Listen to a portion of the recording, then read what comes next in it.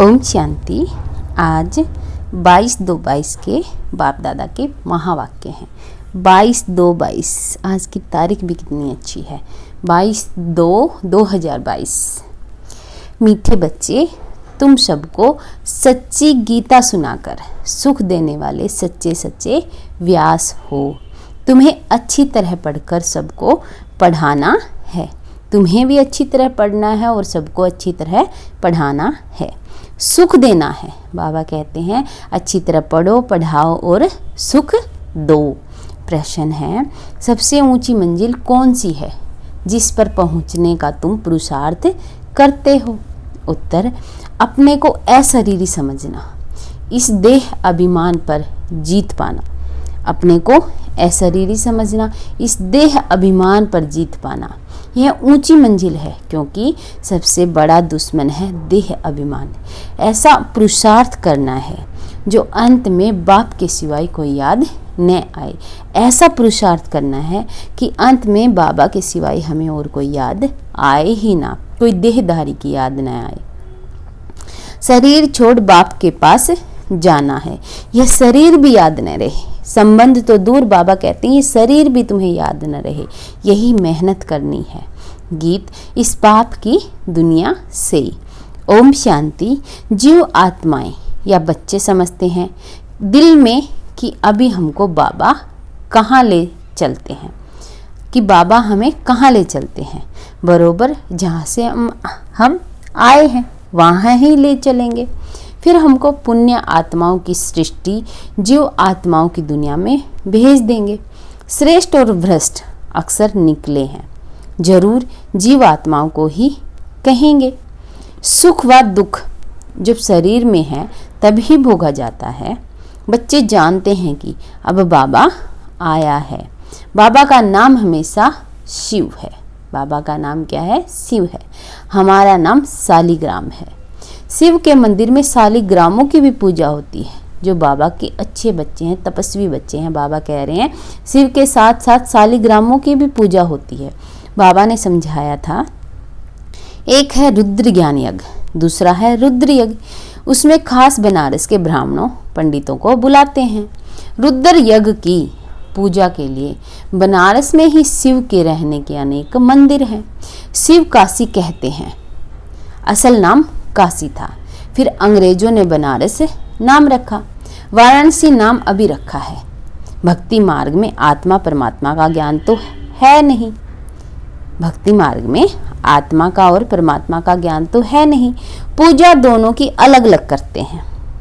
एक बड़ा शिवलिंग बनाते हैं, बाकी छोटे छोटे शालिग्राम अनेक बनाते हैं। तुम जानते हो हम आत्माओं का नाम है शालिग्राम और हमारे बाबा का नाम है शिव। शालिग्राम सब एक साइज के बनाते हैं, तो बरोबर बाप और बेटे का संबंध है।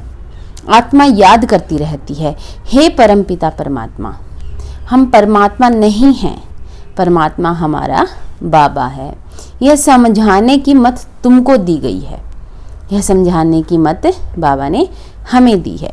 दिन प्रतिदिन तुमको श्रीमत मिलती रहती है कि कोई को भी पहले बाप का परिचय दे, वर्षा दिलाना है। सबसे पहले बाबा का परिचय देकर हर आत्मा को बाबा का वर्षा दिलाना है। पहले तुमको सिद्ध करके समझाना है कि वह निराकार बाप है। यह प्रजापिता साकार है। वर्षा निराकार से मिलता है। प्रजापिता ब्रह्मा बाबा तो साकार में है, साकार में थे। वर्षा हमेशा निराकार शिव बाबा से मिलता है। ब्रह्मा बाबा को भी शिव बाबा से ही वर्षा मिला।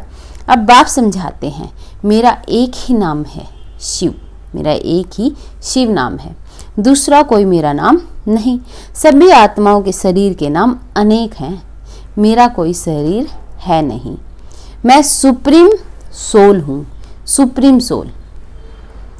बाबा पूछते हैं, बच्चे तुम्हारा सबसे बड़ा दुश्मन कौन है?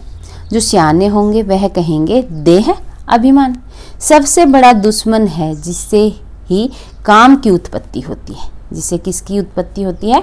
काम की उत्पत्ति होती है। देह अभिमान को जीतने में बड़ी मुश्किलात होती है। देही अभिमानी बनने में ही मेहनत है। जन्म जन्मांतर तुम देह के संबंध में चले हो। अब जानते हो बरोबर मैं आत्मा अविनाशी हूँ। अब मैं आत्मा अविनाशी हूँ जिसके आधार से यह शरीर चलता है। रिलीजियस माइंडेड जो भी हैं वह समझते हैं कि हम आत्मा हैं, देह नहीं। जो धार्मिक हैं, जो बाबा के बच्चे बन गए, वो क्या समझते हैं? हम आत्मा हैं, देह नहीं है। आत्मा का नाम एक ही रहता है, देह के नाम बदलते रहते। आत्मा तो हर किसी की, आत्मा का नाम आत्मा है, लेकिन देह के नाम बदलते रहते हैं। आत्मा एक शरीर छोड़ दूसरा शरीर लेती है। हमको बाप कहते हैं, तुमको चलना है पुण्य आत्माओं की दुनिया में, यह है पाप आत्माओं की दुनिया। भ्रष्टाचारी रावण बनाते हैं। 10 शीश वाला कोई मनुष्य नहीं होता, परंतु इस बात को कोई नहीं जानते। सभी रामलीला आदि में पार्ट लेते रहते हैं। सब एक मत भी नहीं है। कोई इन सब बातों को कल्पना समझते हैं, परंतु यह नहीं जानते कि रावण भ्रष्टाचारी को कहा जाता है। पराई स्त्री को चुराना यह भ्रष्टाचार है ना। इसमें से भ्रष्टाचारी हैं क्योंकि विकार में जाते हैं। जो विकार में न जाए उनको निर्विकारी कहा जाता है। वह है राम राज्य, यह है रावण राज्य। भारत में ही राम राज्य था। भारत सबसे प्राचीन था। पहले नंबर में सृष्टि पर सूर्यवंशी देवी देवताओं का झंडा बुलंद था। उस समय चंद्रवंशी भी नहीं थे। अभी तुम बच्चों का यह सूर्यवंशी झंडा है। तुमको मंजिल का पता लगा है कि फिर भूल जाते हो। स्कूल में बच्चा कभी एम ऑब्जेक्ट को भूल नहीं सकता। जब स्टूडेंट होते हैं स्कूल में तो वो कभी एम ऑब्जेक्ट को अपने भूल नहीं सकता कि मुझे एग्जाम पास करना ही है। स्टूडेंट टीचर को व पढ़ाई को कभी भूल नहीं सकता। स्टूडेंट ना टीचर को भूल सकता है ना पढ़ाई को भूल सकता है। यहाँ फिर भूल जाते हैं। कितनी बड़ी पढ़ाई है। 21 जन्मों के लिए राज्य भाग्य पाते हो। ऐसे स्कूल में कितना अच्छा और रोजाना पढ़ना चाहिए। इस कल्प अगर ना पास हुए तो कल्प ना पास होते ही रहेंगे। फिर कभी भी पास नहीं होना है। तो कितना पुरुषार्थ करना चाहिए? श्रीमत पर चलना चाहिए। श्रीमत कहती है अच्छी रीति धारणा करो और कराओ। खुद भी अच्छी रीति धारणा करो और कराओ। अगर ईश्वरीय डायरेक्शन पर नहीं चलेंगे तो उच्च पद भी नहीं पाएंगे। अपने दिल से पूछो, हम श्रीमत पर चल रहे हैं? अपने आप से क्वेश्चन करना है कि क्या हम श्रीमत पर चल रहे हैं? अपने को मियाँ मिट्ठू नहीं समझना है। अब अपने से पूछो तो जैसे यह ब्रह्मा सरस्वती श्रीमत पर चलते, हम ऐसे चल रहे हैं? पढ़कर और पढ़ाते हैं। खुद पढ़कर क्या किसी और को भी पढ़ाते हैं, ज्ञान देते हैं? क्योंकि तुम सच्ची गीता सुनाने वाले व्यास हो। वह व्यास नहीं जिसने गीता लिखी है। तुम इस समय सुखदेव के बच्चे सुख देने वाले व्यास हो। सुखदेव शिव बाबा गीता का भगवान है। तुम उनके बच्चे व्यास हो, कथा सुनाने वाले। यह स्कूल है। स्कूल में बच्चे की पढ़ाई से नंबर का मालूम पड़ जाता है कि बच्चा कितना पढ़ता है, उससे उसके नंबर का मालूम पड़ जाता है। वह है प्रत्यक्ष, यह है गुप्त। यह फिर बुद्धि से जाना जाता है कि हम किस लायक हैं, किसको पढ़ाने का सबूत मिला है। बच्चे लिखते हैं, बाबा फलाने ने हमको ऐसा तीर लगाया जो हम आपके बन गए। कि बाबा किसी ने हमें अच्छे से पढ़ समझाया कि हम आपके बन गए। कोई तो सामने आते भी कह नहीं सकते कि बाबा हम तो आपके बन गए। कई बच्चियां पवित्रता के कारण मार भी खाती रहती हैं। कोई तो बच्चे बन फिर टूट भी पड़ते हैं क्योंकि अच्छी तरह से पढ़ते नहीं हैं। जो अच्छी तरह से नहीं पढ़ेंगे, धारणा भी अच्छी नहीं होंगी तो टूट भी जाते हैं। नहीं तो बाप कितना अच्छी रीति समझाते हैं कि बच्चे सिर्फ मुझे याद करो और पढ़ो, इस नॉलेज से तुम चक्रवर्ती राजा बनेंगे। बाबा कहते हैं मुझे याद करो और पढ़ो, इस नॉलेज से तुम चक्रवर्ती राजा बनोगे। घर के बाहर भी लिख दो, 1 सेकंड में जीवन मुक्ति मिल सकती है। क्या लिख दो? 1 सेकंड में जीवन मुक्ति मिल सकती है। जनक मिसल 21 जन्मों के लिए। 1 सेकंड में तुम विश्व के मालिक बन सकते हो। विश्व के मालिक तो जरूर देवताएं ही बनेंगे ना। सो भी नई विश्व, नया भारत। जो भारत नया था सो अब पुराना हो गया है। सिवाय भारत के और कोई खंड को नया नहीं कहेंगे, किसी भी खंड को नया नहीं कहेंगे सिवाय भारत के। अगर नया कहेंगे तो फिर पुराना भी कहना पड़ेगा। हम फुल नए भारत खंड में जाते हैं। हम फुल नए भारत खंड में जाते हैं। भारत ही 16 कला संपूर्ण बनता है और कोई खंड फुल मून हो न सके। वह तो शुरू ही आधा से होता है, द्वापर से होते हैं वो तो शुरू, तो वो कैसे फुल हो सकते हैं। कितने अच्छे अच्छे राज हैं। हमारा भारत ही सचखंड कहलाया जाता है। सच के पीछे फिर झूठ भी है। भारत पहले फुल मून होता है, पीछे तो अंधियारा हो जाता है। पहला झंडा है हेवन का। गाते भी हैं पैराडाइज था। हम अच्छी तरह से समझा सकते हैं क्योंकि हमको सारा अनुभव है। सतयुग त्रेता में हमने कैसे राज्य किया, फिर द्वापर कलयुग में क्या हुआ, यह सब बुद्धि में आने से कितनी खुशी आनी चाहिए। सतयुग को सोजरा, कलयुग को अंधियारा कहा जाता है। तब कहते हैं ज्ञान अंजन सतगुरु दिया, कि बाबा ने ज्ञान का सुरमा हमें दे दिया। बाबा ने कैसे आकर तुम अबलाओं माताओं को जगाया है। साहूकार तो कोई मुश्किल ही खड़ा होता है। इस समय सचमुच बाबा गरीब निवाज है। गरीब ही स्वर्ग के मालिक बनते हैं, साहूकार नहीं। इसका भी गुप्त कारण है। यहाँ तो बलिहार जाना पड़ता है। गरीबों को बलिहार जाने में देरी नहीं लगती, इसलिए सुदामा का मिसाल गाया जाता है, क्योंकि गरीब बहुत जल्दी बलिहार हो जाते हैं। बाबा सुख दुख तन मन धन सब तेरा, गरीब ऐसे न्यौछावर कर देते हैं बाबा पे। तुम बच्चों को अब रोशनी मिली है, परंतु तुम्हारे में भी नंबरवार हैं और सबकी जोत उझाई हुई है, बुझी हुई है। इतनी छोटी सी आत्मा में अविनाशी पार्ट नूंदा हुआ है। वंडर है ना, यह कोई साइंस की शक्ति नहीं है। तुमको अब बाबा से शक्ति मिलती है। बरोबर यह अविनाशी चक्र है जो फिरता रहता है। इनका कोई आदि अंत नहीं है। नया कोई यह बातें सुने तो चक्री में आ जाए।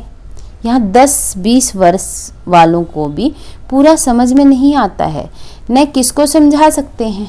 तुमको पिछाड़ी में सब पता पड़ जाएगा कि फलाना फलाने के पास जन्म लेगा, यह होगा। जो महावीर होंगे उन्हों को आगे चलकर सब साक्षात्कार होते रहेंगे। बाबा कह रहे हैं जो अच्छे बच्चे महावीर हैं उन सबको साक्षात्कार होते रहेंगे। पिछाड़ी में तुमको सत्युग के झाड़ बहुत नज़दीक दिखाई पड़ेंगे। महावीरों की ही माला है ना, पहले 8 महावीर, फिर 108 महावीर। पिछाड़ी में बहुत फर्स्ट क्लास साक्षात्कार होंगे। गाया भी हुआ है, परम पिता परमात्मा ने बाण मरवाए। नाटक में बहुत बातें बनाई है। नाटक में क्या है, बहुत बातें ऐसी बना दी हैं। वास्तव में ये स्थूल बाणों की बात नहीं। कन्याएं माताएं बाणों से क्या जाने, वास्तव में यह है ज्ञान बाण, और इन्हों को ज्ञान देने वाला बरोबर परमपिता परमात्मा है। कितनी वंडरफुल बातें हैं, परंतु बच्चों को एक ही मुख्य बात घड़ी घड़ी भूल जाती है। सबसे कड़े ते कड़ी भूल होती है जो देह अभिमान में आकर अपने को आत्मा निश्चय नहीं करते। सच कोई नहीं बतलाते। सच तो कोई आधा घंटा भी सारे दिन में मुश्किल याद में रह सकते हैं। सच तो कोई आधा घंटा भी सारे दिन में मुश्किल याद में रह सकते हैं। कोई को समझ में भी नहीं आता है कि योग किसको कहा जाता है। मंजिल भी बहुत ऊंची है। अपने को अशरीरी समझना है, जितना हो उसके उतना पुरुषार्थ करना है। जो पिछाड़ी के समय कोई भी याद न पड़े। कोई तत्व ज्ञानी ब्रह्म ज्ञानी अच्छे होते हैं तो गद्दी पर बैठे बैठे समझते हैं हम तत्व में लीन हो जाएंगे, शरीर का भान नहीं रहता है। फिर जब उनका शरीर छूटता है तो आसपास सन्नाटा हो जाता है।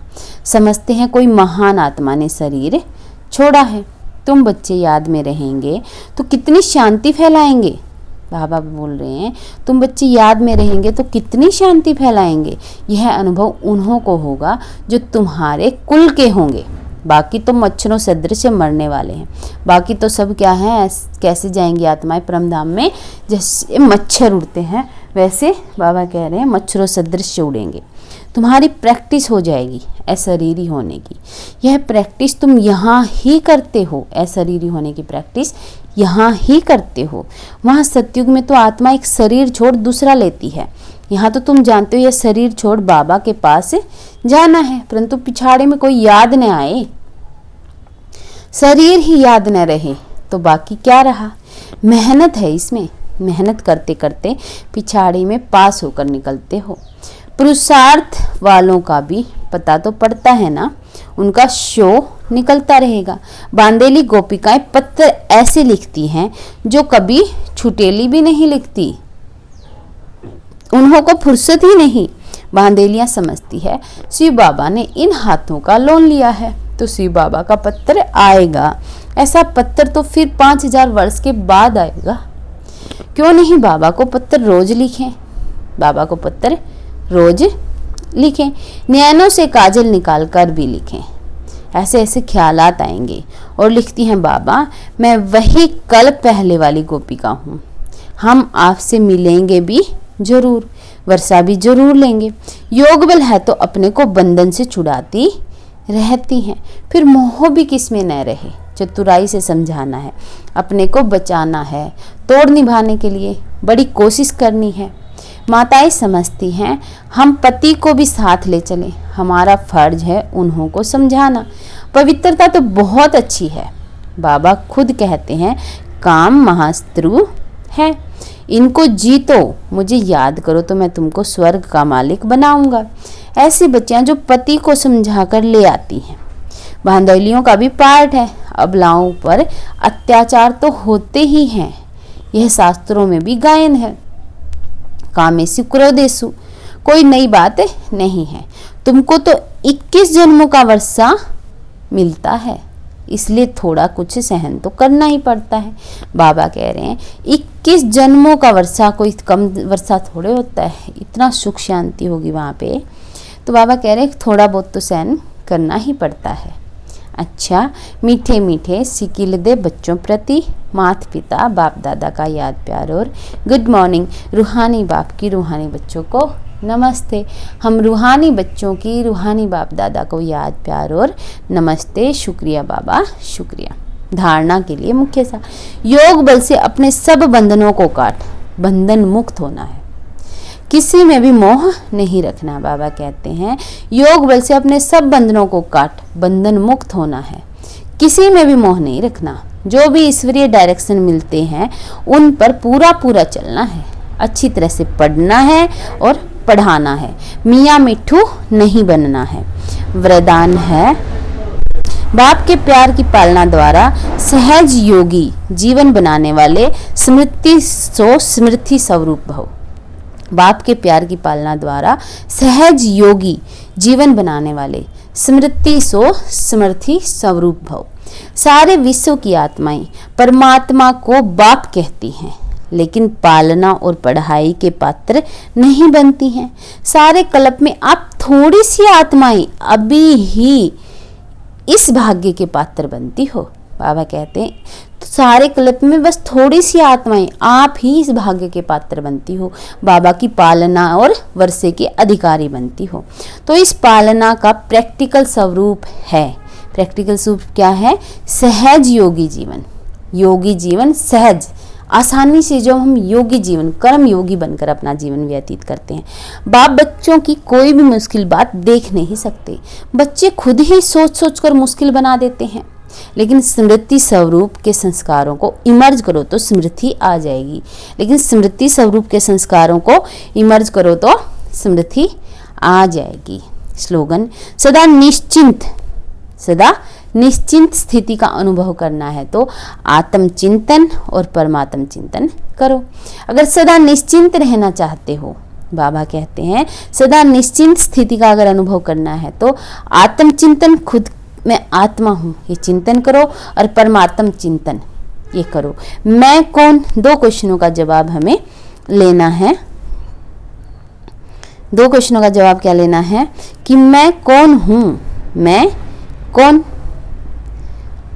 मेरा कौन, मेरा कौन, मैं कौन, मैं आत्मा, मेरा कौन, शिव बाबा परमात्मा। सिर्फ अगर ये दो बातों का अगर हम चिंतन रखेंगे तो हम क्या हो जाएंगे, सदा निश्चिंत हो जाएंगे। ओम शांति। Thank you.